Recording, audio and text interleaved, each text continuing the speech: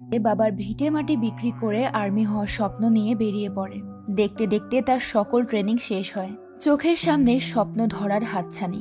কিন্তু তখনই হঠাৎ সে জানতে পারে তার দেখা কোনো কিছুই সত্যি নয়।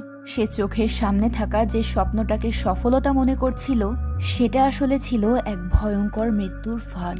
শুধু সে একা নয়, 500 জনেরও বেশি মানুষ আটকে পড়েছে এই ফাঁদে।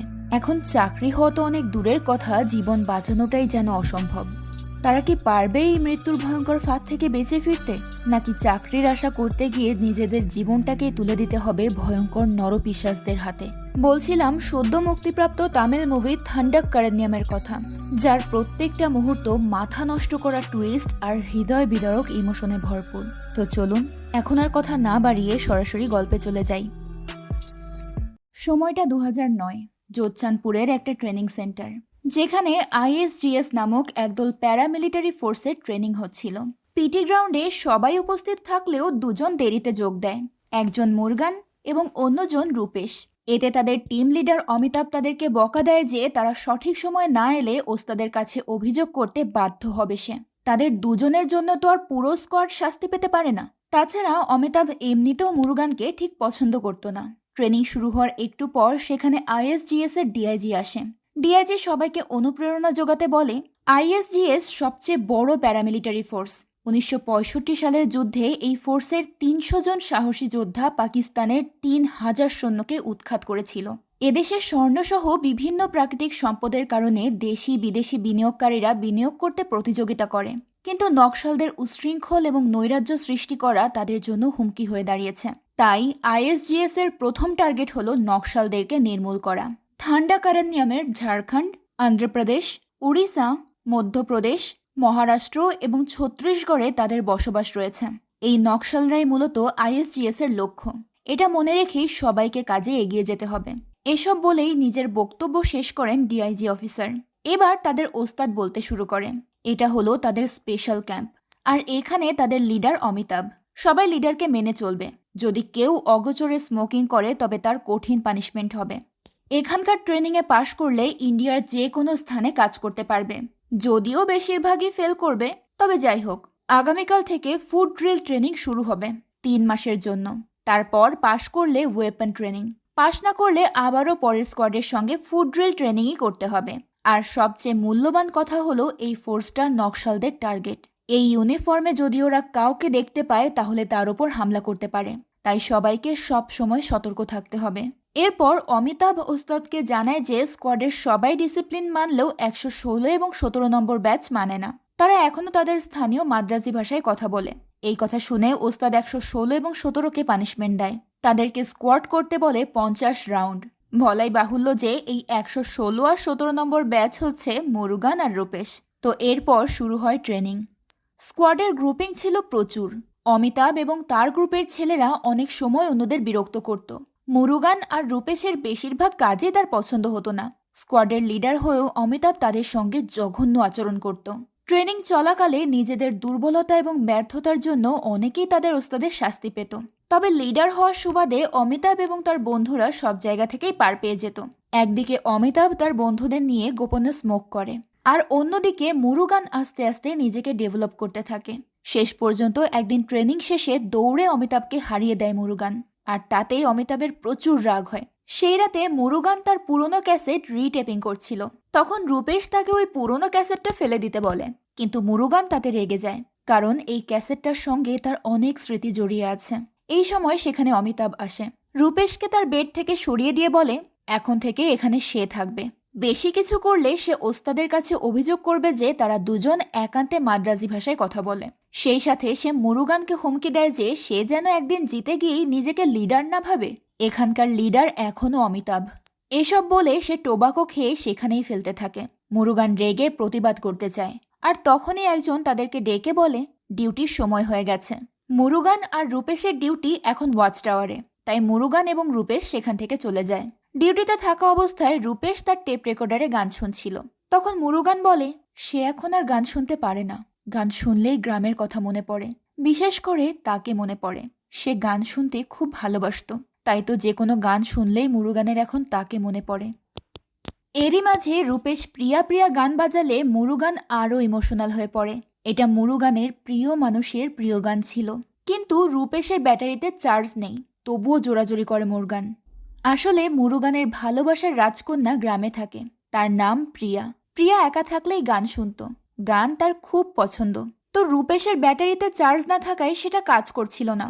মুরুগান তখন রাগ করে রেকর্ডারটা আছড়ে ফেলে দেয়, তারপর কাঁদতে কাঁদতে সেখান থেকে চলে যায়। সে যেন তার স্মৃতি থেকে পালাতে চাইছে, কিন্তু বারবার মনে পড়ছে প্রিয়ার কথা আর গ্রামের সেই জঙ্গলের কথা। সেই জঙ্গলে সে প্রিয়ার সঙ্গে কত সময় কাটিয়েছে। জঙ্গল আর প্রিয়া, এই দুটোই মুরুগানকে সমানভাবে মুগ্ধ করত। প্রিয়া একদিন বলেছিল তার দিদা তাকে মুরুগানের সঙ্গে মিশতে নিষেধ করেছে, কারণ মুরুগান শুধু বড় বড় কথাই বলতে জানে, কিছু করে দেখাতে পারে না। তাই তো যত যাই হোক, চাকরি হবার আগে মুরুগান আর গ্রামে ফিরবে না। ইউনিফর্ম পরে তবেই সে সবার সামনে যাবে। 1 বছর আগে 2018 সালের কথা। কৃষ্ণনগর জেলার থজুবাপেট্টা গ্রাম, যেখানে ফরেস্ট রেঞ্জার কয়েকজনকে ধরে এনেছে বন বিভাগের আইন অমান্য করায়। তারা হরিণ শিকার করতে জঙ্গলে গিয়েছিল। গার্ড তাদেরকে পিটিয়ে গাড়িতে তুলে জেলে নেওয়ার জন্য, কিন্তু তাদের গাড়িটা মুখোমুখি হয় সাদায়ার গাড়ির। সাদায়া মুরুগানের বড় ভাই। এলাকাবাসীর বিপদে আপদে সে সবসময় পাশে থাকে। সাদায়া আসা মাত্রই গ্রামবাসীরা তাকে অভিযোগ করতে থাকে তাদের ছেলেকে ওরা মেরেছে। রেঞ্জার শিবা তখন সাদায়াকে আইন কানুন বলে। তাছাড়া ছেলেগুলোর বিরুদ্ধে অভিযোগ প্রমাণও হয়েছে, তাই তাদেরকে ধরা হয়েছে। তখন সাদায়া বলে, এসব আইন কানুন এখানকার জনজীবন অতিষ্ঠ করে তুলেছে, তারা এসব আইনের বলির পাঠা হতে পারবে না। তারপর সে জোর দিয়ে বলে, জিপ এখান থেকে যাবে না। রেঞ্জার বুঝতে পারে সাদায়াকে টপকে যাওয়ার মতো ক্ষমতা তাদের নেই, তাই বাধ্য হয়ে ছেলেগুলোকে ছেড়ে দেয় তারা। সাদায়ার জীবন খুব সুন্দর কাটছিল, তার প্রিয়তমা স্ত্রী তাকে খুব ভালোবাসত। সাদায়াও তার সব আশা পূরণ করার চেষ্টা করত, আর গ্রামের মাঝেও তার বেশ প্রভাব ছিল। অন্যদিকে মুরুগান বন বিভাগের অস্থায়ী গার্ড হিসেবে কাজ করে। সে তার দায়িত্ব সঠিকভাবে পালন করে, আর আত্মার শান্তির জন্য তো প্রিয়া আছেই। বেশ ভালোই দিন কাটছিল তাদের, কিন্তু বিপত্তি বাধে এক রাতে। প্রিয়া অন্যদের সাথে ট্রাকে করে কোথাও যাচ্ছিল, তখন মুরুগান তাদের ট্রাকে ওঠে আর জড়িয়ে ধরে কিছুক্ষণের জন্য তারা ভালোবাসায় হারিয়ে যায়। তখনই প্রিয়ার মা এবং অন্যরা মুরুগানকে গালি দিয়ে ট্রাক থেকে জোর করে নামিয়ে দেয়। তারা মুরুগানকে অপমান করে বলে, মুরুগানের মতো অশিক্ষিত ছেলের সাহস কি করে হয় প্রিয়ার দিকে হাত বাড়ানোর। প্রিয়া তখন মুরুগানের পক্ষ নিয়ে ট্রাক থেকে সেও নেমে আসতে চায়, কিন্তু এতগুলো মানুষের সাথে সে পেরে উঠতে পারে না। পরদিন মুরুগান জঙ্গলের ভেতর একটা জায়গায় হাতির মল দেখতে পায়। সে বুঝতে পারে হাতি আশেপাশেই রয়েছে। এখন আশেপাশে মানুষ থাকলে তাদের বিপদ হতে পারে। জঙ্গলের ভেতর মানুষের আনাগোনা নিষিদ্ধ ছিল, কারণ এটা বিপজ্জনক। যে কোনো সময় হাতি কিংবা বন্য প্রাণী আক্রমণ করতে পারে। কিন্তু তবুও প্রিয়া বা অন্যান্য মেয়েরা জঙ্গলে যেত, আর ওই সময়ও প্রিয়া বন্ধুদের সঙ্গে জঙ্গলের ভেতরেই ছিল। এটা দেখে মুরুগান তাদের সবাইকে বকা দেয়, আর সবাইকে মনে করিয়ে দেয় যে প্রিয়ার মা মুরুগানকে কিভাবে ট্রাক থেকে নামিয়ে দিয়েছিল। তখন মেয়েরা মুরুগানের পক্ষ নিয়ে বলে, প্রিয়ার মা কি প্রিয়াকে কালেক্টরের সঙ্গে বিয়ে দেবে? মুরুগানের সাথে এরকম আচরণ করা তাদের একদমই ঠিক হয়নি। কিন্তু প্রিয়া বলে তার মা ভুল করেছে। তবে এটাও ঠিক যে মুরুগান কোনো কাজের মানুষ নয়। এখন পর্যন্ত একটা পার্মানেন্ট চাকরিও নিতে পারল না সে। বিয়ে, বাচ্চা, এইসব স্বপ্ন তো শুধু স্বপ্নই থেকে যাবে। আসলে মুরুগানের ফরেস্ট গার্ডের চাকরিটা স্থায়ী হওয়ার কথা থাকলেও হচ্ছিল না। এটা নিয়ে মুরুগান নিজেও বেশ চিন্তায় ছিল। এমন সময় বন বিভাগের গাড়ির হুইসেল শোনা যায়। মুরুগান দৌড়ে গাড়ির কাছে যায়, কারণ এই গাড়িতেই তাকে ফিরতে হবে। এদিকে গ্রামের একটা লিজ নিয়ে ঝামেলা চলছিল সাদায়া এবং শিবার মধ্যে। তাদের ঝামেলা মেটাতে গ্রাম্য পঞ্চায়েত বসানো হয়। শিবা ছিল বন বিভাগের কর্মকর্তা। সে মুরুগানকে বেডশিট পরিবর্তন করে বাথরুম পরিষ্কার করতে পাঠিয়ে দেয়। এবার পঞ্চায়েতে কথা ওঠে। সাদায়া জানায় সে গ্রামবাসীর পক্ষ থেকে একটা অন্যায্য নিলামে স্বাক্ষর করবে না। প্রত্যেক বছর 1000 টন তেঁতুল গাছ থেকেই শিবা লাখ লাখ টাকা আয় করে, কিন্তু তাতে গ্রামবাসীর ভাগ্যের কোনো উন্নতি হয় না। গ্রামের লোকেরা সাপ বিচ্ছুর কাছে জীবন বাজি রেখে কাজ করে। গাছে উঠতে গিয়ে বছরে কমপক্ষে 10 জন আহত হয়। তাই এবার তারা এই লিজ শিবাকে দেবে না। শিবা তখন ভীষণ রেগে যায়। গ্রামের অন্য একটা লোক যে ছিল শিবার পক্ষে, সেও সাদায়াকে বোঝায়। শেষ পর্যন্ত সাদায়া না মানলে শিবা তার গায়ে হাত তোলে। অন্যরা কোনো রকমে দুজনকে আটকায়। এই সময় মুরুগানও সেখানে আসে। শিবা তখন তাকেও বকতে থাকে। তারপর তাদের একজন গেস্ট আসায় বিষয়টা নিষ্পত্তি না করেই শিবারা চলে যায়। মুরুগানকেও তখন তাদের সাথেই যেতে হয়, কারণ সে তো শিবার আন্ডারেই কাজ করে। সেই রাতে সোমালিঙ্গাম শিবাকে উস্কে দেয় যে গ্রামের সাধারণ একটা মানুষের কাছে হেরে গেল শিবা। সে তার উপর চেঁচিয়ে উঠল, অথচ শিবা কিছুই করতে পারল না। এসব কথা শুনে শিবার ভেতরের আগুনটা আরো কয়েক গুণ বেড়ে যায়। সে তখনই বেরিয়ে গিয়ে মনের সমস্ত রাগ ঝাড়ে মুরুগানের ওপর। মুরুগান ঠিকভাবে কাজ করে না, ঘর পরিষ্কার করে না, তারপরেও সে বেতনের আশা করে কিভাবে? এখন তার যে বেতন আটকে আছে সেটা তোলার জন্য কি সে তার ভাইয়ের সহযোগিতা নেবে? এভাবে কাজ করলে তার চাকরি কখনোই পার্মানেন্ট হবে না। আর বেতন তো শিবা তার পকেট থেকে দিতে পারবে না। শিবা একাধারে এই সব কথা বলেই যাচ্ছিল, আর মুরুগান বেচারা অহেতুক বকা শুনছিল। এমন সময়ে একজন এসে জানায় যে কুল্লাতি গ্রামে হাতি বেরিয়েছে, আর হাতিকে প্রতিহত করার জন্য মুরুগানকে প্রয়োজন। এই কথা শুনে শিবা আরো বেশি রেগে যায়। মুরুগান ছাড়া কি আর কেউ বেতন নেয় না? এই বলেই সবাইকে ধমকে কুল্লাতি পাঠিয়ে দেয়, আর মুরুগানকে বলে দেয় আগামীকাল থেকে তার ডিউটি হবে আনজেট্টি রিজিয়নে। আনজেট্টিতে হাতি নয়, বাঘের উৎপাত বেশি ছিল। পরদিন মুরুগানকে সেখানে যেতেই হবে। আনজেট্টিতে রাতেই সে বাঘের আওয়াজ শুনতে পেত। সব সময় মৃত্যুকে হাতের মুঠোয় নিয়ে তাকে ডিউটি পালন করতে হতো। আগুন জ্বালিয়ে ভীষণ সতর্কতার সাথে রাত পার করতে হতো মুরুগানের। এরই মাঝে পিয়া ভারানি নামের একজন গার্ডের থেকে জানতে পারে যে শিবা প্রতিহিংসাবশত মুরুগানকে বিপজ্জনক জায়গায় ট্রান্সফার করেছেন। এদিকে আবার সাদায়া যে এনজিওতে কাজ করত সেখান থেকে সে ওয়ার্নিং পায়, কারণ এনজিওকে বিভিন্ন উপরমহলের সঙ্গে যুক্ত থেকেই কাজ করতে হয়। এনজিওর অফিস থেকে বেরোনোর সময় সে সোমালিঙ্গামকে দেখতে পায়। সাদায়া বুঝতে পারে কলকাঠি কে নাড়ছে। এদিকে শিবার দল তো খুব খুশি। এখন মুরুগান খাবারের জন্য যুদ্ধ করবে আর বাঘের হাত থেকে বাঁচার লড়াই করবে। সেই মূলত সব তথ্য সাদায়াকে জানাতো, কিন্তু এখন আর সেটা করতে পারবে না। এরই মাঝে ডিউটিরত অবস্থায় মুরুগান একদিন রহস্যময় কিছু লোককে দেখতে পায়। তারা গাঁজা নিয়ে যাচ্ছিল বনের ভেতরে, তারপর সেগুলো একটা গোডাউনের ভেতর পুড়ে রাখছিল।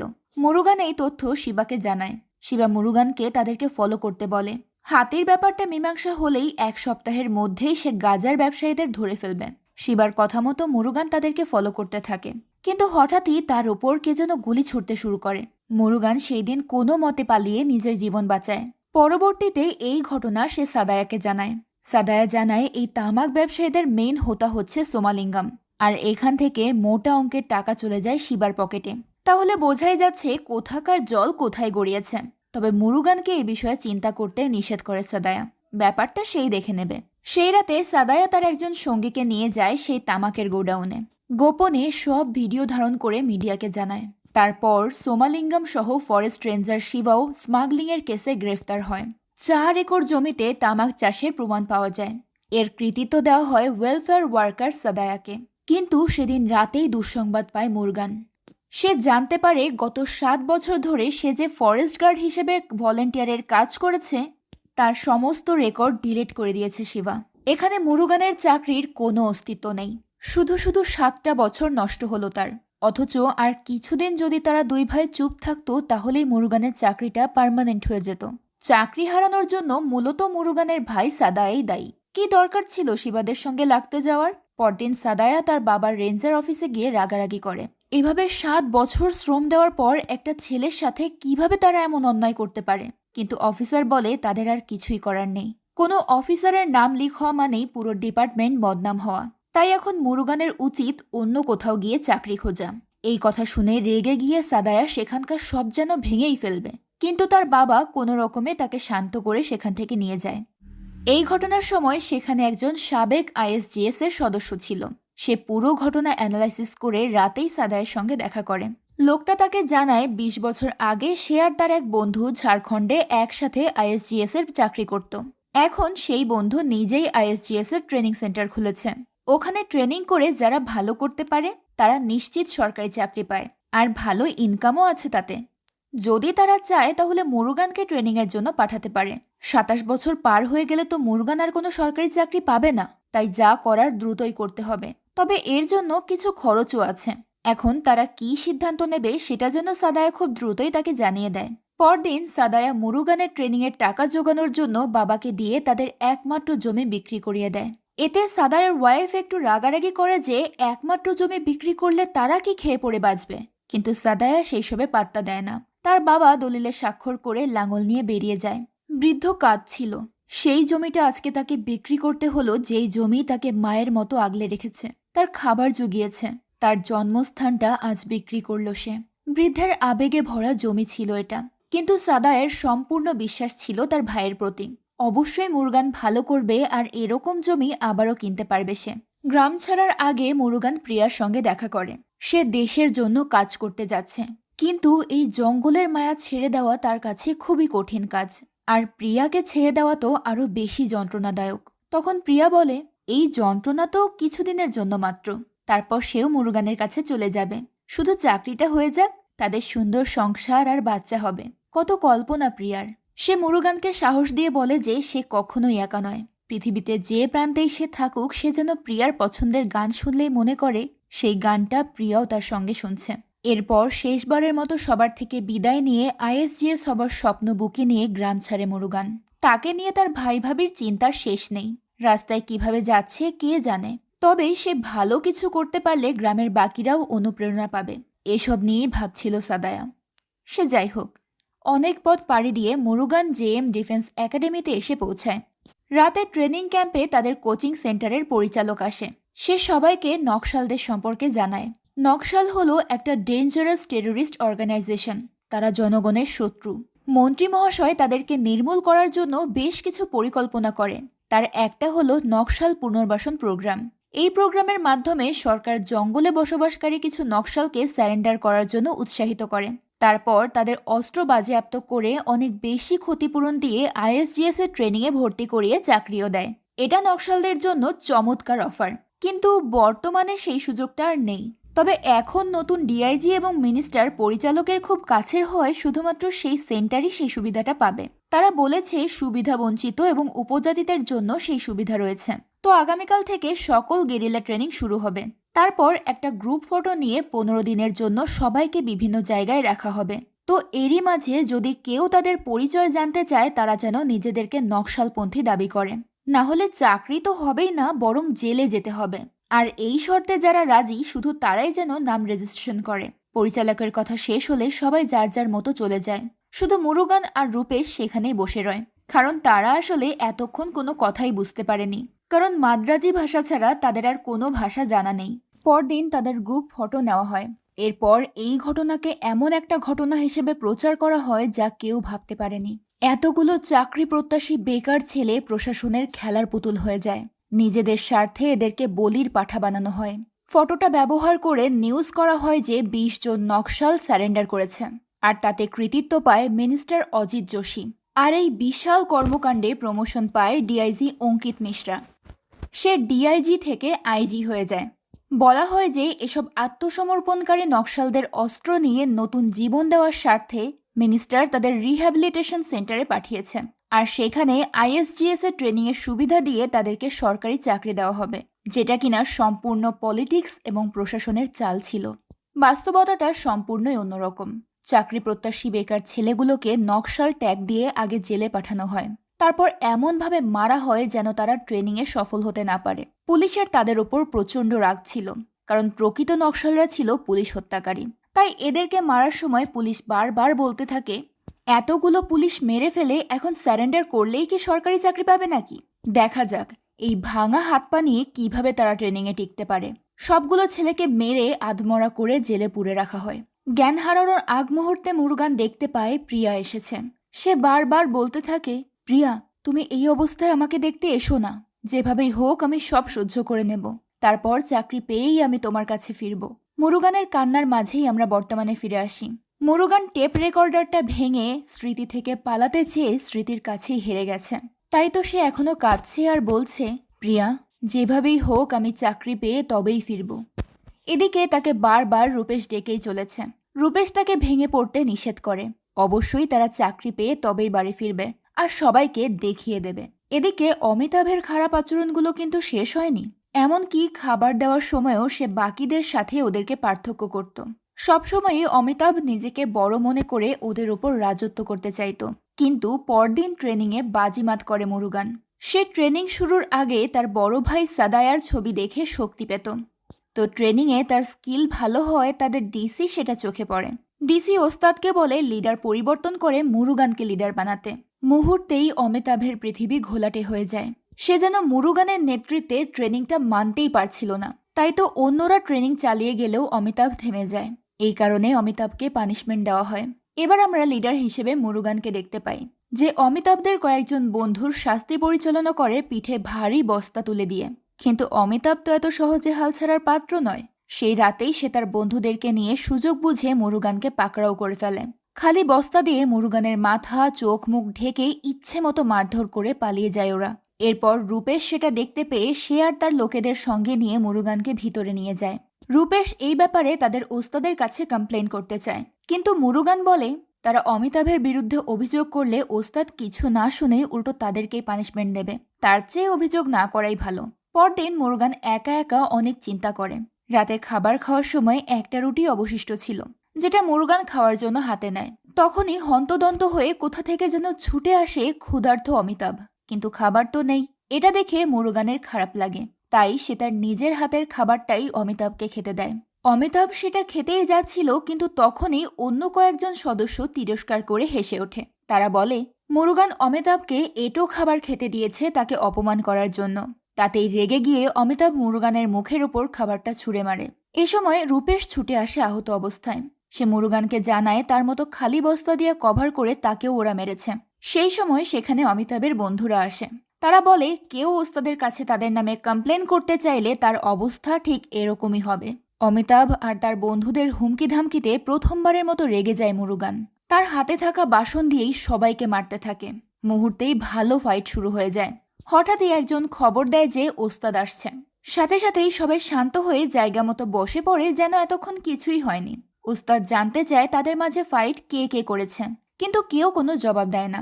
তাই ওস্তাদ তাদের সবাইকে পানিশমেন্ট দেয় যে তাদেরকে পুরো রাত টার্নওভার করতে হবে, অন্তত সূর্য ওঠার আগ পর্যন্ত। কিছুক্ষণ শাস্তি গ্রহণের পর দাঁড়িয়ে পড়ে মুরুগান। সে স্বীকার করে যে সেই ফাইট করেছে, কিন্তু একা একা তো আর মারামারি করা সম্ভব নয়। তখন অমিতাভও উঠে দাঁড়ায়। তারা নিজেদের ভুলে বাকিদের শাস্তি দিতে চায় না। ওস্তাদ এবার ডিসির সাথে সাক্ষাৎ করে সবটা জানায়। ডিসি তাদের দুজনকেই বের করে দেওয়ার সিদ্ধান্ত নেয়। তখনই মুরুগানের তার বাবার কথা মনে পড়ে যায়। তার মনে পড়ে যায় যে তার বাবা কিভাবে সবকিছু বিক্রি করে নিঃস্ব হয়েছে শুধুমাত্র তার চাকরিটার জন্য। বাবা বারবার বলেছিল মুরুগান যেন তার আশা না ভাঙে। আর তার ভাই কত বড় গলায় প্রিয়ার মাকে বলেছে সে তার ভাইকে ভালো চাকরি পাইয়ে দেবে। কিন্তু আজ যদি তাকে বের করে দেওয়া হয় তাহলে তার পরিবার একেবারেই শেষ হয়ে যাবে। তাই মুরুগান ডিসির কাছে ক্ষমা চেয়ে শেষবারের মতো একটা সুযোগ চায়। সে অমিতাভের কাছেও ক্ষমা চাইতে রাজি, এমনকি যে কোনো শাস্তি সে মাথা পেতে নেবে। মুরুগান কাঁদতে কাঁদতে তার পরিবারের অবস্থাটাও সবাইকে জানায়। এতে ডিসির মন কিছুটা নরম হয়। সে ওস্তাদকে বলে ওদেরকে শাস্তি স্বরূপ 3 দিন পানি ছাড়া কিছুই খেতে দেওয়া হবে না। ওদের শাস্তি দেখে যেন বাকিরা শিক্ষা পায়। যদিও শাস্তিটা খুব কষ্টকর ছিল, তবে এই শাস্তির মাধ্যমেই অমিতাভ এবং মুরুগান আশার আলো খুঁজে পায়। জেলের ভেতর প্রচুর মার খেয়ে ওরা এক জায়গায় গিয়ে বসে। তখন অমিতাভ জানতে চায় মুরুগান কি সত্যিই নকশালপন্থী। মুরুগান তখন একটু বিরক্ত হয়ে বলে এই একটা প্রশ্নের উত্তর সে কতবার দেবে, সে নকশাল। তখন অমিতাভ জানায় সে নিজেও একজন নকশাল এবং সেও ওই একই একাডেমি থেকে এসেছে যেখান থেকে মুরুগান এসেছে। মুরুগানের মতো সেও ভিটে মাটি বিক্রি করে এখানে এসেছে। তার বাড়িতে বউ বাচ্চা আছে। বাচ্চা মেয়েটাকে দেখার জন্য তার মন কাঁদে, কিন্তু যাওয়ার অনুমতি পায় না। তাই সে এক রাতে পালিয়ে যায় নিজের জন্মভূমিতে। কিন্তু সেখানে স্ত্রী বা মেয়ে কেউই ছিল না, কারণ নকশাল হিসেবে ধরা দেওয়ায় পুলিশ গিয়ে অমিতাভের পুরো পরিবারের ওপর এনকোয়ারির নামে অত্যাচার চালায়। অমিতাভের ওপর একের পর এক কেস চাপিয়ে দেয় তারা, যার কারণে অমিতাভের পরিবার শহর ছেড়ে পালিয়ে গেছে। অনেক খুঁজেও অমিতাভ তাদেরকে পায়নি। নকশাল হিসেবে স্যারেন্ডার করার পর অমিতাভের ছবি নিউজ করা হয়েছিল, যার কারণে তাকে স্থানীয় যে কেউ পুলিশের হাতে ধরিয়ে দেওয়ারও সম্ভাবনা ছিল। অমিতাভ তখন উপলব্ধি করতে পারে যে এই সমাজে ভালোভাবে জীবনযাপন করতে হলে একটাই উপায় আছে, আর সেটা হলো ISGS অফিসার হওয়া। দ্বিতীয় কোনো অপশন আর নেই। তাই সে আবারও স্পেশাল ক্যাম্পে ফিরে আসে। এখানে ফিরে আসার পর তার পা ভেঙে দেওয়া হয়। সে জানে এখানকার অফিসারদের মন রক্ষা করতে পারলে তার চাকরিটাই আগে হবে। তাই সে সবসময় ওস্তাদের কথা মতোই চলেছে। কিন্তু ডিসি তার সব স্বপ্নে পানি ঢেলে দিয়ে মুরুগানকে পছন্দ করে তাকে লিডার বানিয়ে দেয়। আর এখন তো দুজনেই কালো তালিকায় আছে।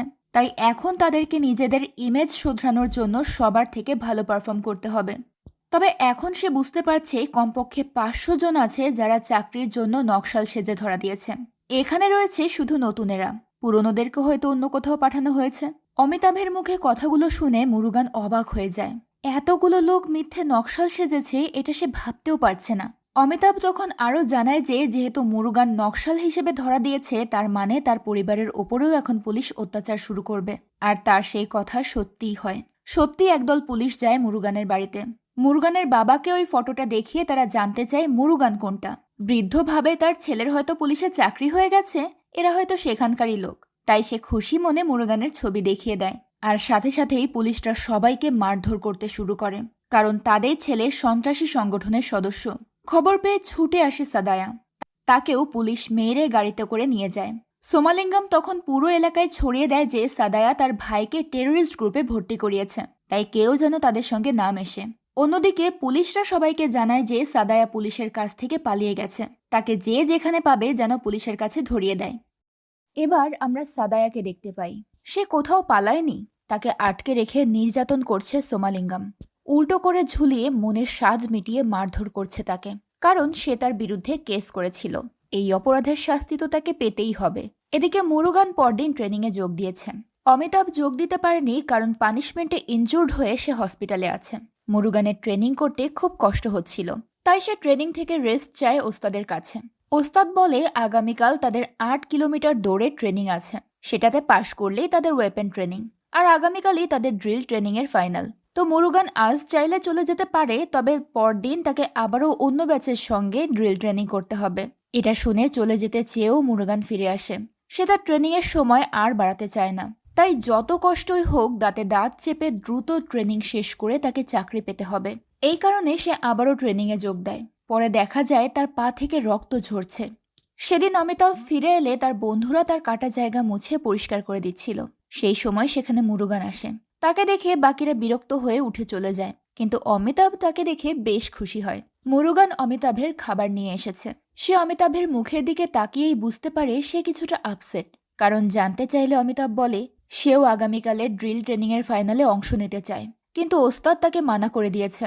তাকে না নেওয়ার বেশ কিছু কারণও নাকি আছে। তারা প্রতি 4 জনের একজনকে বাছাই করবে, কিন্তু অমিতাভ তার মেয়ের কথা মনে করে এখনও হিমালয় পর্বতের চূড়ায় উঠতে পারবে। মুরুগানও তাকে উৎসাহ দেয় যে সে অবশ্যই পারবে। এরপর তারা রূপেশের সঙ্গে খানিকটা মজা করে। পরদিন তাদের 8 কিলোমিটার দৌড়ের ট্রেনিং শুরু হয়। ওস্তাদ জানায় স্টার্টিংয়ের সীমানা থেকে 8 কিলোমিটার দূরে গিয়ে একটা টোকেন সংগ্রহ করতে হবে। তারপর যে 30 মিনিটের মধ্যেই ফিরে আসতে পারবে তার পারফরমেন্সকে বলা হবে এক্সেলেন্ট। 33 মিনিট সময় লাগলে গুড, আর 35 মিনিট সময় লাগলে ওকে। পাশ করলেই তাদের ওয়েপন ট্রেনিং শুরু হবে, আর না করলে পুনরায় ড্রিল ট্রেনিং। তবে যদি কেউ এখন দুর্নীতি করে জেতার চেষ্টা করে তাকে অবশ্যই কঠিন শাস্তি দেওয়া হবে। দৌড় শুরু হওয়ার পর কিছুক্ষণের মধ্যেই অমিতাভ সবার আগে উঠে যায়, কিন্তু কিছু দূর যাওয়ার পর সে আর আহত শরীর নিয়ে চলতে পারছিল না। এখানে কেউ তাকে সাহায্যও করতে পারবে না। ওস্তাদ জানলেই তার অবস্থা খারাপ হবে, কিন্তু অমিতাভ হাল ছেড়ে দিয়েছে। সে আর চলতে পারবে না। মুরুগান তাকে তোলার চেষ্টা করে, কিন্তু অমিতাভের দ্বারা কিছুতেই আর সম্ভব হচ্ছিল না। তাই মুরুগান নিজেই খুব দ্রুত গতিতে দৌড়ে গিয়ে টোকেন সংগ্রহ করে অমিতাভের কাছে ফিরে আসে, আর অমিতাভকে টোকেন দিয়ে বলে সে যেন ফিরে গিয়ে ফিনিশিং লাইন ক্রস করে। অমিতাভ কোনো রকমে উঠে আবারও পেছন ফিরে দৌড়ায়, আর মুরুগান দৌড়ায় নিজের জন্য আরেকটা টোকেন সংগ্রহ করতে। অল্পের জন্য তাদের এই কর্মকাণ্ড ওস্তাদের চোখে পড়ে না। সে চেকিংয়ে পৌঁছানোর আগেই অমিতাভ এবং মুরুগান সবকিছু সামলে নিয়েছিল। অমিতাভ সবার আগে ফিরে এসে ফিনিশিং লাইন টাচ করে। সেখানে কল্পনায় সে তার মেয়েকে দেখতে পায়। হায় রে চাকরি পাওয়ার জন্য কতটা ত্যাগ স্বীকার করতে হচ্ছে তাকে। তো যাই হোক, অমিতাভ সেখানে এক্সেলেন্ট র্যাঙ্ক অর্জন করে। এরপর মুরুগান এবং আরও কয়েকজন দৌড় সম্পন্ন করে। তাকে দেখেই অমিতাভ জড়িয়ে ধরে কাঁদতে থাকে। মুরুগান ছাড়া সে আজ কোনোভাবেই পাশ করতে পারত না। এদিকে ডিআইজি থেকে নতুন আইজি হওয়া অঙ্কিত মিশ্রা ডিসি এবং অন্যান্য অফিসারদের সঙ্গে মিটিং করে। সেখানে ক্যাম্পের ট্রেনিং বাবদ খরচ কমাতে বলা হয়। তাদের এই খরচের ফান্ড আসে মিনিস্টারের থেকে, কিন্তু নকশালদের আক্রমণ দিন দিন বেড়েই চলেছে। আইএসজিএস পুলিশ হত্যাও বেড়ে গিয়েছে। এতে মিনিস্টারের নাম খারাপ হচ্ছে। তাই অন্তত মিনিস্টারকে খুশি করতে হলেও তাদেরকে দ্রুত অ্যাকশনে যেতে হবে। অন্যদিকে মুরুগানদের ড্রিল ট্রেনিং শেষ হয়ে ওয়েপেন ট্রেনিং শুরু হয়ে যায়। ওদিকে পুরো শহরে নির্বাচনের উত্তাপ, কারণ সেই দিনই নির্বাচনের ডেট ঘোষণা করা হবে। এবার আমরা মুরুগানের ভাই সাদায়াকে দেখতে পাই। সে এখনও সোমালিঙ্গামের আস্তানায় অত্যাচারিত হচ্ছে। সোমালিঙ্গামের ওপর যে অভিযোগ সে পুলিশের কাছে করেছিল সেই অভিযোগ যেন সাদায়া নিজে স্বীকার করে নেয়, তার জন্য জোর দিচ্ছিল সোমালিঙ্গাম। না হলে তার সামনে তার পুরো পরিবারকে ঝুলিয়ে মারা হবে। সাদায়াকে ভয় দেখানোর জন্য তার বাবাকেও এনে মারধর করা হয়। কিন্তু সাদায়া নীরব থাকে। তার বাবাও তাকে নিষেধ করে দেয় যে সে যেন কিছুতেই সোমালিঙ্গামের কথায় রাজি না হয়। এদিকে মুরুগানদের সকল ট্রেনিং শেষে যারা পাশ করেছে তাদের প্রথম ধাপের লিস্ট প্রকাশ করা হয়। লিস্টে রূপেশ কিংবা মুরুগান কারো নাম নেই। তবুও মুরুগান খুব খুশি, কারণ অমিতাভের নাম রয়েছে। সে এখন চাকরি নিয়ে তার মেয়ের সঙ্গে দেখা করতে পারবে। এটা ভেবে মুরুগান অমিতাভকে নিয়ে উল্লাস করে। আর মুরুগানের অপেক্ষায় থাকা প্রিয়া, সে যেন পরিবারের বোঝা হয়ে গেছে। তার পরিবার থেকে তাকে বিয়ে দিতে চায়। ছেলেপক্ষ দেখতেও এসেছে, কিন্তু প্রিয়া তাদের সামনে না গিয়ে ভেতরে এক ধরনের হট্টগোল লাগিয়ে দেয়, যেন সে সবাইকে ধরে ধরে মারবে। মুরুগানের সাথে সে জেলেও থাকতে রাজি, কিন্তু অন্য কারোর সাথে সে সংসার করতে পারবে না। তার এই আচরণে ছেলেপক্ষ উঠে চলে যায়। মুরুগান নিজেও খুব চিন্তিত ছিল। তার চিন্তিত মুখ দেখে অমিতাভ জানতে চায় তার লিস্টে নাম নেই বলে কি সে এত চিন্তা করছে। পরবর্তী লিস্টে অবশ্যই তার নাম আসবে, কিন্তু মুরুগান বলে এটা কোনো চিন্তার বিষয় নয়। অমিতাভের নাম রয়েছে, এতেই সে খুশি। কিন্তু একা হলেই তার বাড়ির কথা মনে পড়ে। এখানে আসার পর থেকে সে মন খুলে নিজের ভাষায় কথা পর্যন্ত বলতে পারে না। প্রথম প্রথম তো শুধু হ্যাঁ বা না দিয়েই কাজ চালাতে হতো তাকে। কতবার যে মুরুগান বাথরুমে গাছের সঙ্গে বা দেওয়ালের সঙ্গে পাগলের মতো কথা বলেছে তার ঠিক নেই। দেওয়ালের কথা শুনেই অমিতাভ বলে যে দেওয়ালের ওপরে অনেকগুলো ট্রাক রয়েছে যেগুলো তামাক পাতা বহন করে। সেখানে তাদের কথা বলার জন্য ফোনও আছে। মুরুগান চাইলে দেওয়াল টোপকে সেখানে গিয়ে পরিবারের সঙ্গে কথা বলতে পারে। এই পাশটা অমিতাভ পাহারা দেবে। কাল অমিতাভ চলে গেলে মুরুগান এমন সুযোগ পাবে না। তাছাড়া আজ তাদের ডিউটিও একসঙ্গে পড়েছে। অমিতাভের কথা শুনে মুরুগান দেওয়াল টোপকে সত্যি সেই ট্রাকের লোকেদের কাছে চলে যায়। সেখান থেকে সে তার গ্রামের ফরেস্ট অফিসারের নাম্বারে কল করে। ফোন রিসিভ করে তারই পুরনো পরিচিত ফরেস্ট গার্ড বরানি। সে জানতে চায় মুরুগান কি সত্যিই জেলে আছে। মুরুগান বলে সে খুব শীঘ্রই চাকরি নিয়ে গ্রামে ফিরবে। ওসব বাজে খবরে বিশ্বাস করার দরকার নেই। এরপর মুরুগান তার পরিবারের লোকেদেরকে ডেকে আনতে বলে। সে তাদের সঙ্গে ফোনে কথা বলতে চায়। তখন ভরানি মুরুগানকে অপেক্ষা করতে বলে তার পরিবারের লোকদের আনতে চলে যায়। এদিকে অমিতাভ দেখতে পায় যে ওস্তাদ চেক দিতে এসেছে। সবাই ডিউটি ঠিকঠাকভাবে করছে কিনা সেটা দেখছে। তাকে দেখে অমিতাভ ভীষণ ভয় পেয়ে যায়। এমন সময় ওস্তাদ কয়েকজনকে পালানোর সময় ধরে ফেলে এবং তাদেরকে ইচ্ছে মতো মারতে শুরু করে। সেই সুযোগে অমিতাভ দৌড়ে বেরিয়ে আসে। মুরুগানকে দ্রুত খবর দিয়ে নিয়ে আসতে হবে। কিন্তু সেখানে গিয়ে সে দেখতে পায় মুরুগানকে ওখানকার লোকেরা আটকে ফেলেছে। তারা সন্দেহ করছে মুরুগান পুলিশের লোক। তাছাড়া সে এখানে আসবে কেন? তার উদ্দেশ্যই বা কি? অমিতাভ এসব দেখে দ্রুত একটা ট্রাকের আড়ালে গিয়ে নিজের পোশাক বদলে আসে। তারপর নিজেকে ট্রাকের ড্রাইভার বলে পরিচয় দেয় ওই লোকগুলোর কাছে। আর মুরুগানকে বলে তার অ্যাসিস্ট্যান্ট। এটা বলেই সে মুরুগানকে মারতে শুরু করে। ট্রাকে মাল রাখা আছে। সে ঘুমিয়েছিল আর তার অ্যাসিস্ট্যান্ট এখানে এসেছে ফোনে কথা বলতে। এত বেশি দেরি হয়ে গেলে তাদের ওনার তাদেরকে পানিশমেন্ট দেবে। এই বলেই সে মুরুগানকে সেখান থেকে বাঁচিয়ে সঙ্গে করে নিয়ে যায়। যাওয়ার সময়ই ফোনে মুরুগানের বাড়ি থেকে কল আসে।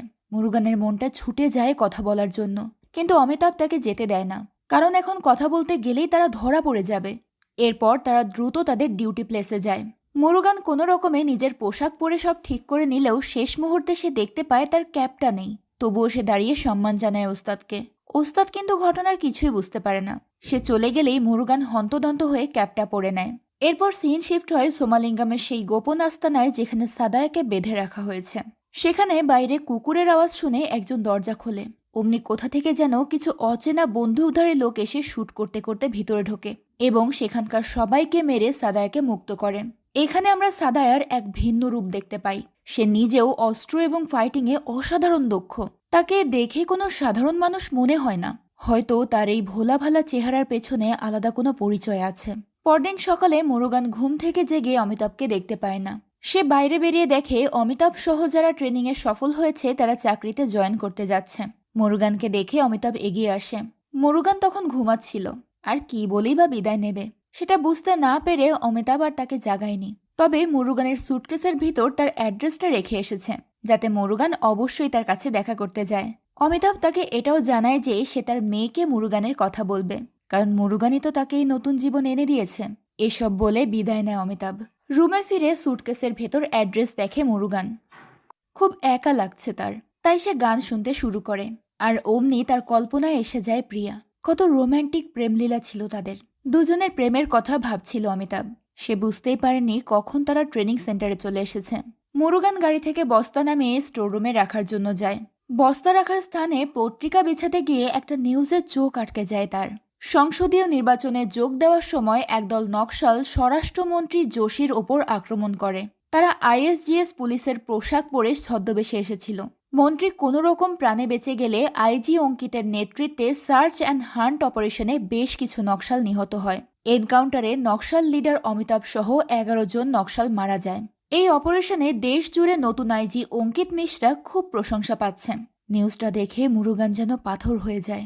ছুটে গিয়ে অমিতাভের রেখে যাওয়া চিঠিটা পড়ে। অমিতাভ ছোটবেলায় তার বাবা মাকে হারিয়ে যন্ত্রণার মধ্যেই বড় হয়েছে।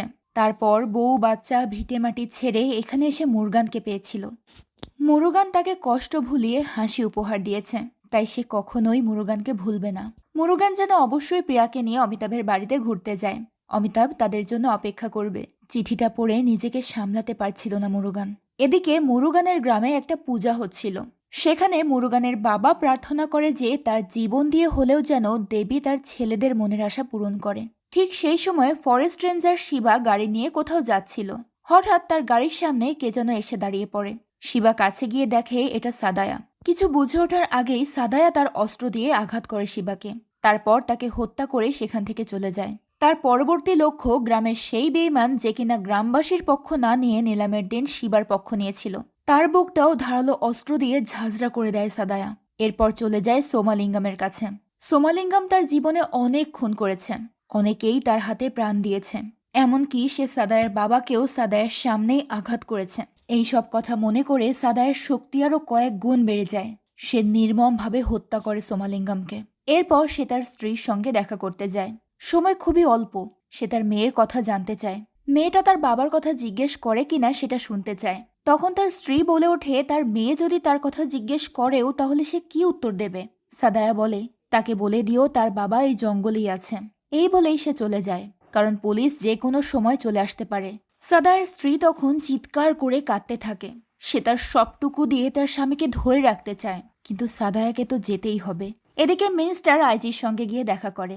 সামান্য ডিএসপি থেকে তাকে প্রমোশন দিয়ে এত বড় বানিয়েছে মিনিস্টার। অথচ তখন অঙ্কিত বলেছিল পুরো জেলাকে নকশালমুক্ত করবে, কিন্তু এখনো কিছুই করতে পারেনি। এতে মিনিস্টারের ব্যর্থতা প্রকাশ পাচ্ছে।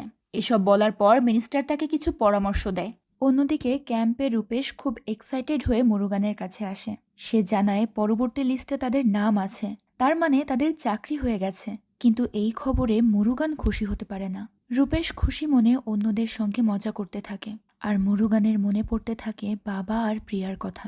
তাদের কত স্বপ্ন তাকে আইএসজিএস এর ইউনিফর্মে দেখবে, কিন্তু মুরুগান তো জানে সে কোথায় ফেসে গেছে। এবার ডিসি আর আইজি মিটিং করে। তারপর ডিসি ওস্তাদের সঙ্গে দেখা করে জানায় যে আইজি স্যার চায় পরবর্তী অপারেশন যেন ওস্তাদ করে। তাকে ছাড়া এটা কেউ সাকসেস করতে পারবে না। সেই রাতে সবাই যখন রেডি হয়ে ব্যাগ গুছিয়ে নিচ্ছিল চাকরিতে জয়েন করার আশায়, তখন মুরুগান রূপেশকে ফাঁকে ডেকে নিয়ে যায়। রূপেশ এতটাই এক্সাইটেড ছিল যে সে মুরুগানের কথা শুনতেই চায় না। তবুও মুরুগান তাকে নির্জন নীরব রুমে নিয়ে গিয়ে সেই পত্রিকা দেখায়। অমিতাভ সহ তাদের সেই 11 জন বন্ধুকে টেরোরিস্ট সাজিয়ে এনকাউন্টার করে মেরে ফেলেছে এরা। এটা দেখে রূপেশ প্রচণ্ড ভয়ে কাঁদতে শুরু করে। সে আর এখানে এক মুহূর্ত থাকবে না। এটা কোনো চাকরি নয়, এটা হলো মৃত্যুপুরী। মুরুগান তাকে শান্ত করার চেষ্টা করে, কিন্তু ভীতু রূপেশ কিছুই মানে না। শেষে কোনো রকম শান্ত করে মুরুগান বলে এখান থেকে পালাতে হলে তাদের প্ল্যান করতে হবে। লিস্টে থাকা বাকিদেরকেও বিষয়টা জানাতে হবে। রাতে মুরুগান তার ভাই আর প্রিয়ার ফটো দেখছিল। বেঁচে থাকার নিশ্চয়তা নেই বলেই হয়তো একটু বেশি মনে পড়ছিল তাদের। তখনই সে বাইরে থেকে হইচইয়ের শব্দ শুনতে পায়। বাইরে গিয়ে দেখে রূপেশ পালাতে গিয়ে ধরা পড়েছে। তাকে মারধর করে কোয়ার্টারের জেলে পাঠানো হয়। তারপর সবাইকে চাকরিতে জয়েন করানোর জন্য গাড়িতে তোলা হয়। প্রত্যেকেই খুশি, তাদের অনেক দিনের স্বপ্ন পূরণ হতে চলেছে। সবার সাথে গাড়িতে ওঠে মুরুগান। তার মুখে কোনো হাসি নেই, গাড়ি ছেড়ে দিয়েছে। মুরুগান জানে ধীরে ধীরে তারা মৃত্যুর দিকে এগিয়ে যাচ্ছে। অথচ তার কল্পনা ছিল চাকরি নিয়ে বাড়ি ফিরবে। সবাই তাকে ফুলেল শুভেচ্ছা জানিয়ে গ্রহণ করে নেবে। সে আর প্রিয়া বিয়ে করে একটা সুন্দর সংসার গড়বে। ভাই, বাবা, প্রিয়া তাকে এই পোশাকে দেখে কত খুশি হবে। কিন্তু এগুলো এখন শুধুই তার ভাবনা। এসব ভাবতে ভাবতে মন খারাপ করে বসে আছে মুরুগান। বেশ খানিকটা পথ যাওয়ার পর গাড়ির ভেতরের অন্য সদস্যরা জানতে চায় মুরুগানের মন খারাপ কেন। এমন সময় গাড়িতে থাকা উস্তাদ ঘুমিয়ে পড়েছিল। এই সুযোগে মুরুগান সবাইকে সেই পেপার কাটিং দেখায়। এটা দেখে সবাই বুঝতে পারে তাদেরকে ফাঁদে ফেলা হয়েছে। মিথ্যা টেরোরিস্ট সাজিয়ে তাদেরকে এনকাউন্টার করে মেরে ফেলা হবে, আর ক্রেডিট নেবে প্রশাসন। হাসিমাখা মুখগুলো মুহূর্তেই কেঁদে ওঠে। তারা বিশ্বাস করতে পারছে না এমন বিশ্বাসঘাতকতা কেন করছে তাদের সাথে। তাদের চোখে মুখে দেখা যায় বাঁচার আকুতি। মুরুগান সবাইকে শান্ত হতে বলে, কারণ একজন একটু আওয়াজ করে কেঁদে উঠলেই ওস্তাদ জেগে যাবে। এদিকে ডিসি ছিল তাদের আগের গাড়িতে। সে আইজিকে জানায় মিডিয়া সহ সব কিছু রেডি আছেন, এখন শুধু মিনিস্টারকে বোঝালেই হবে। পেছনের গাড়িটা তাদের গাড়ি ফলো করতে করতে এগিয়ে আসছে। এরই মাঝে ওস্তাদ জেগে যায়। সে মুরুগানের হাতের কাগজটা আবছা দেখতে পায়, তারপর জানতে চায় তার হাতে কি। মুরুগান ভয়ে সেটা লুকাতে চাইলে ওস্তাদ তাকে আঘাত করে। শুরু হয় ধস্তাধস্তি, আর এক পর্যায়ে মুরুগান ওস্তাদের রাইফেল থেকে তাকেই শুট করে দেয় এবং ওস্তাদ গাড়ি থেকে উড়ে গিয়ে নিচে পড়ে যায়। গুলির শব্দ শুনে ড্রাইভার গাড়ি থামিয়ে নিচে নেমে আসে। মুরুগান তাকেও পাকড়াও করে গাড়িটা নিজেদের দখলে নিয়ে নেয়। এরপর সে নিজেই গাড়ি চালাতে শুরু করে। ডিসি নির্দিষ্ট জায়গায় পৌঁছে গিয়ে আইজির সঙ্গে সাক্ষাৎ করে। তাদের পেছনেই মুরুগানের গাড়িটা আসছে, কিন্তু গাড়ি আসার গতিতে সবাই চমকে ওঠে। আইজি সবাইকে অ্যালার্ট হতে বলে। মুরুগান তাদের গাড়ি না থামিয়েই আইজিদের সামনে খুব দ্রুত গতি দিয়ে চলে যায়। আইজিরা তখন তাদের গাড়ি নিয়ে পিছু পিছু তাড়া করে, তারপর ফায়ারিং শুরু করে। একটা পর্যায়ে মুরুগান এবং তার সঙ্গীরা গাড়ি ছেড়ে জঙ্গলে নেমে যায়, যে যার মতো পালাতে থাকে। কিন্তু সমস্যা হলো তাদের কারো কাছেই অস্ত্র ছিল না, আর আইজির লোকেরা ছিল অস্ত্রে পরিপূর্ণ। তাই অনেক চেষ্টা করেও মুরুগানদেরকে হার মেনে নিতে হয়। তাদের পালানোর আর কোনো পথ নেই। আটক করার পর তাদেরকে গুলি করে মারতে শুরু করে পুলিশ। তখন মুরুগান শেষবারের মতো চেষ্টা করে। ডিসির অস্ত্র ওপরের দিকে তুলে ধরে বাকিদেরকে পালাতে বলে। তখন আরও একবার জীবন বাঁচানোর জন্য কয়েকজন পালানোর চেষ্টা করে। এরই মাঝে আইজির গুলিতে আহত হয় মুরুগান। তবে সে তার সঙ্গীদেরকে সেখান থেকে পালিয়ে যেতে বলে। আহত অবস্থায় মুরুগান আইজিকে বলে, তারা তো জাতির সেবা করার প্রতিজ্ঞা করেছে, তাহলে তাদের সাথে আজ কি করলো তারা?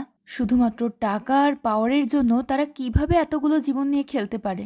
গডের সামনে দাঁড়িয়ে তাদের লজ্জা করবে না? তারা তো খাদ্য হিসেবে মানুষের রক্ত খায়। কিন্তু তার এসব কথা শুনেও আইজির কোনো মায়া হয় না। সে শুট করে মেরে ফেলে মুরগানকে। বেঁচে যায় শুধু একজনই, আর বেঁচে যাওয়া সেই সদস্য মিডিয়ার সামনে সবকিছু বলে দেয়। তাদের মতো আরও 50 জনের ওপর সদস্য রয়েছে এই ফেক ক্যাম্পে, যাদেরকে জোর করে নকশাল সাজানো হয়েছে চাকরির কথা বলে। সে তাদের সবাইকে বাঁচাতে বলে। এটা নিয়ে তখন মিডিয়ায় তোলপাড় শুরু হয় যে নতুন আইজি এবং আরও কিছু হাই অফিসিয়াল মিলে একটা ফেক ক্যাম্প তৈরি করেছে। নিজেদের পারফরমেন্স দেখানোর নামে বেকার ছেলেদের সাথে নিষ্ঠুর মৃত্যুর খেলা খেলেছে তারা। তবে মিনিস্টার বলে সে কোর্টে নিজেকে নির্দোষ প্রমাণ করবে। এই ঘটনার কয়েক মাস পর সে ডিসি এবং আইজি জঙ্গলের রাস্তা দিয়ে গাড়ি নিয়ে যাচ্ছিল। তখনই জঙ্গল থেকে কিছু লোক বের হয়ে তাদের গাড়ি আটকায়। ডিসি এবং আইজি গাড়ি থেকে নেমে স্যারেন্ডার করার ভঙ্গিতে দাঁড়ায়। তখনই ওই লোকগুলোর লিডার এসে শুট করে তাদেরকে মেরে ফেলে। আর এই লিডার অন্য কেউ নয়, মুরুগানের ভাই সাদায়া। সে তার ভাইয়ের মৃত্যুর প্রতিশোধ নিয়ে তার লোকেদেরকে নিয়ে সেখান থেকে চলে যায়। আর এখানেই শেষ হয় বেকার ছেলেদের জীবন নিয়ে খেলার এই নির্মম গল্পটা। মুভিটা শেষ পর্যন্ত দেখে আমি সত্যি স্তব্ধ হয়ে গেছি। কিছু বলার ভাষা নেই আমার। তো আপনাদের কাছে গল্পটা কেমন লাগলো সেটা অবশ্যই কমেন্ট করে জানাবেন। দেখা হবে পরের ভিডিওতে। আজকের মতো বিদায় নিচ্ছি। আল্লাহ হাফেজ।